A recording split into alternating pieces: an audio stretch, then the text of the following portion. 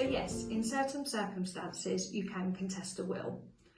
If you think a will does not properly reflect the deceased's wishes, or you are concerned about how the will was made, then you can look into whether the will is valid. So there's various ways in which a will can be invalid.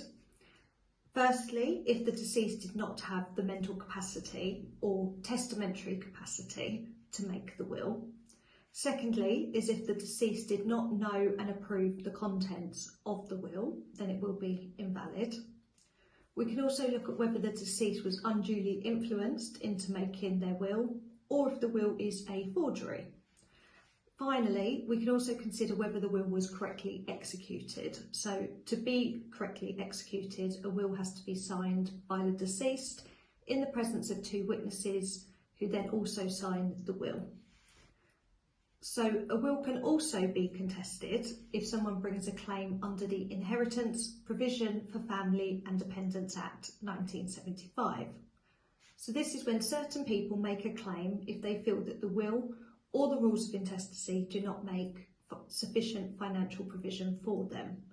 The people who can bring a claim includes a spouse, a civil partner, a child, whether that be a minor or an adult child, someone who was treated by the deceased as their child, a cohabitant who's lived with the deceased for at least 2 years, and finally someone who has been maintained by the deceased.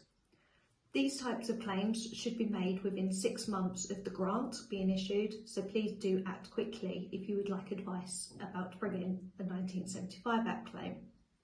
There are also other ways that we can look at when considering whether a will should be contested.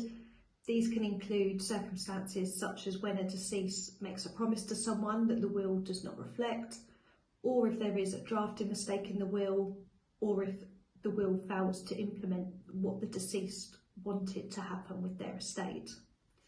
If you would like more information about this, then please do contact a member of the team or visit our website disputeawill.co.uk.